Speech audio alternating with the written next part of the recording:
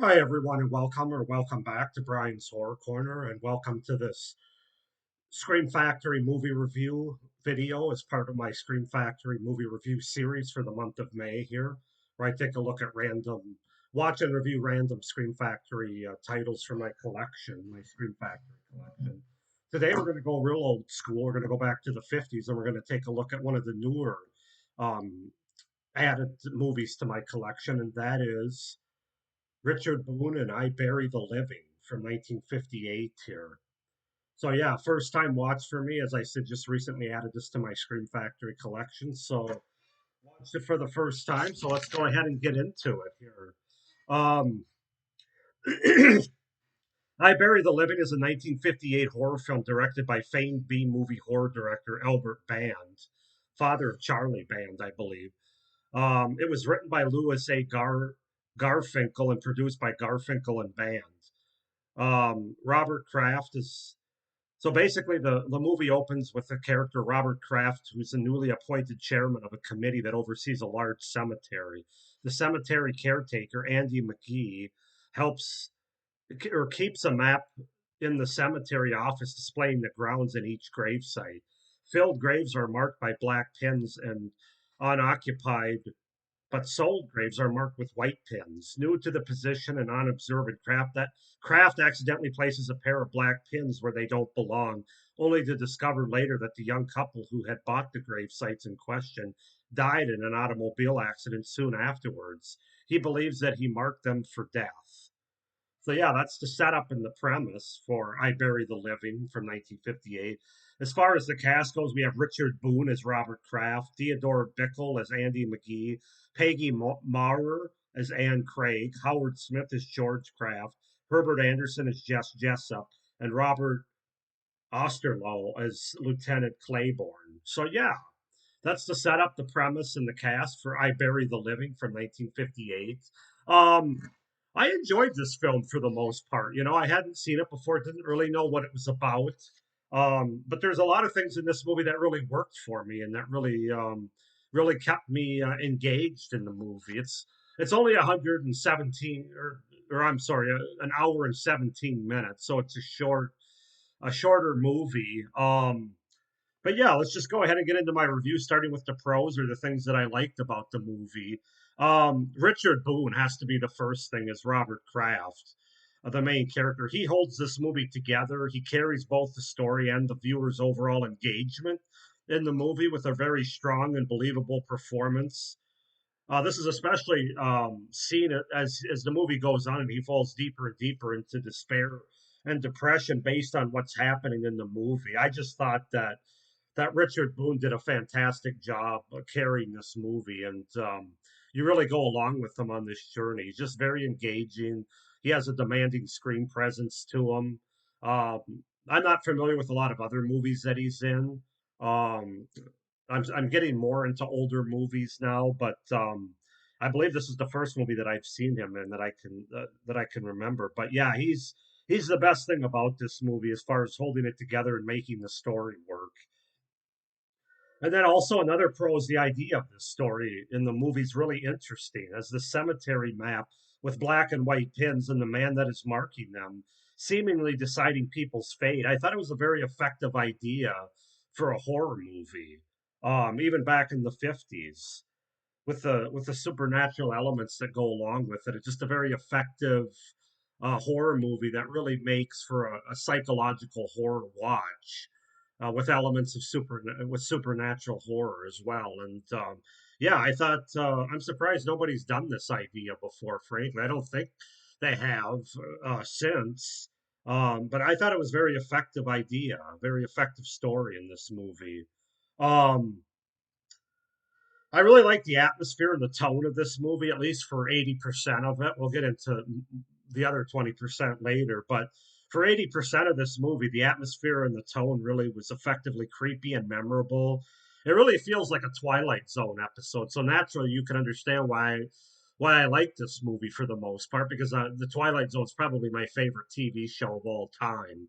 And this feels like an extended episode, maybe a season 4 Twilight Zone hour-long episode almost, maybe a little bit more than that. But yeah, it just has those Twilight Zone kind of vibes going on with it, and for me, that's obviously a good thing.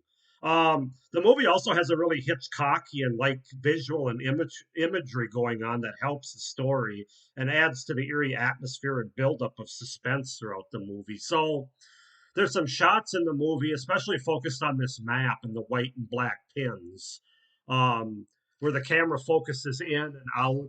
The image becomes larger as the movie goes on, and this main character played that Richard Boone plays becomes more obsessed and more in despair. The fact that he thinks he might be killing these people by placing these pins on the map. They just do a really good job. The map is another character in this movie. It really is. And they do a really good job with different camera angles and focusing on the map, making it larger than life, larger than it is at the beginning of the movie. It felt like Hitchcock was involved in some way, even though he wasn't, but they used a lot of the techniques that he does. Also, they also do some figure, like, what do you call it? They use like figurines for the characters. Like at one point, the character's holding a gun to his head. Oh, I can't think of the silhouettes. That's what I was trying to say. That something that Hitchcock would do in his movies, like Vertigo, which happened to come out about the same time as this. Actually, I think it was a year later. So yeah, very effective imagery and visuals used in this movie. This movie has a really fun and effective score that adds to much of the buildup and tension and suspense throughout, especially the scene where Robert is running through the graveyard. And as a viewer, you're just waiting for something to pop out as a result of these musical cues. So, yeah, very effective musical cues, very 50s horror kind of musical cues that really bring you in and are they're very appropriate for the tone and the atmosphere of this movie. That just it works. It adds even more suspense to the movie. Obviously, the movie's very efficient because of the shorter runtime. That it really does make for an easier watch, even for more modern, younger movie viewers that aren't all about the black and white and certainly don't want a long movie with one. This movie's an easy watch really for anybody because the pace is quick. It gets to the point. It doesn't have a lot of fat in it or a lot of filler unnecessary to the movie. And so, yeah, as I said, it's like 87 minutes long, an hour and or 80, I don't like 80 some minutes long. So it's just over an hour, and it's really to the film's benefit, in my opinion. As I mentioned, the map is its own character in the movie, and I think that works really well in terms of its look, size increases, and it ratchets up the suspense as our main character gets more desperate with the camera tricks that they use, the music, the panning, the zooming in, the zooming out on it. This map is hard to forget about when you watch this movie. I still have it in my head. I could almost probably draw it from memory, and that says a lot about it for only having a one-time watch. But the map's obviously really focused on in the movie, but it's very effectively so because, as I said, when you watch it even a one time, you don't forget about it. So those are my pros for I Bury the Living from 1958. As far as the cons go, I really have one big one and then some smaller gripes. But the big one is the ending of this movie. As when I was talking about my pros, I said 80% of this movie has a very strong atmosphere and tone to it. But then the last 15 minutes or so of the movie, so like 20% of it, the ending just doesn't feel quite like the rest of the movie does. It feels like it's a tacked on ending, kind of out of nowhere. That really doesn't fit that tone and dark supernatural atmosphere that the rest of the movie builds up and has.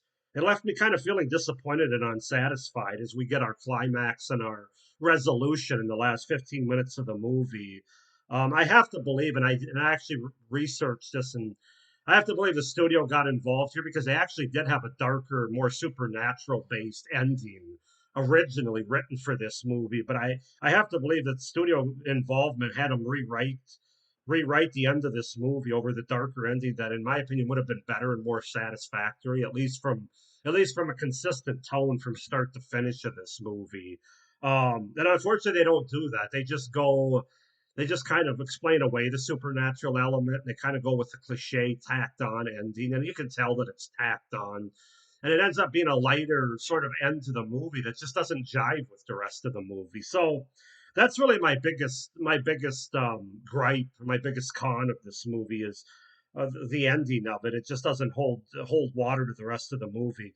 Other things are you can tell this is a budget type of movie where a lot of the movie takes place in an office setting. Like I would say 90% of it does, especially the cemetery office.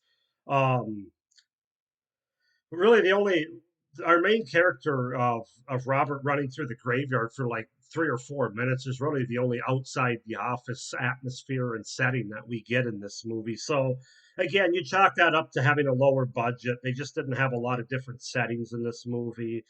It would have been nice if they would have had a couple more settings, in my opinion. It could have helped the movie, but low budget. Some of the effects don't hold up as well, piggybacking on that idea. It looks pretty cheesy and obvious, like when they focus on the small hand of a time clock. That looks really bad.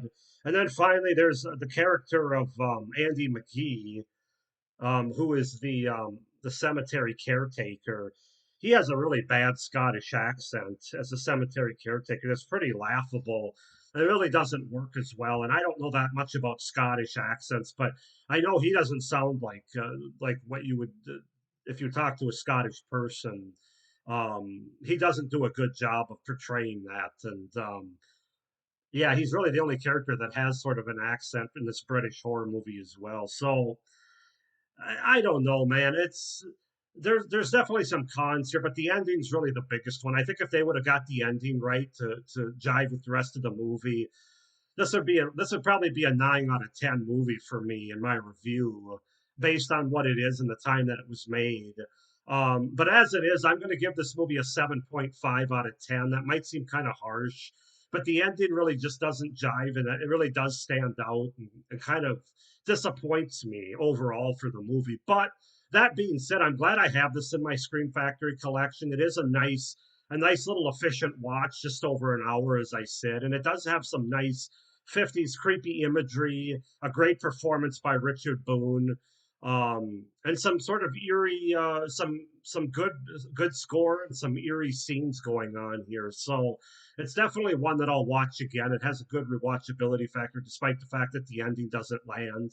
They don't stick the ending for the reasons that I mentioned. But 7.5 out of 10 for I Bury the Living from 1958. Go ahead and comment down below if you guys have seen I Bury the Living, what your thoughts are on it, if you agree with me about the ending, the rest of the movie, if you liked it, why not. Please like this video and hit the little notification bell down below so you don't miss any of my upcoming Scream Factory movie reviews for this series. And please subscribe to my channel as well so you don't miss any of my great horror content, even going beyond this series. So, yeah, I Bury the Living, very good 50s horror movie, 7.5 out of 10. So, thank you for watching. I hope you enjoyed this review video. Stay tuned for another one that'll be dropping in a couple of days here. And I hope everybody's doing well, but stay scared. Bye.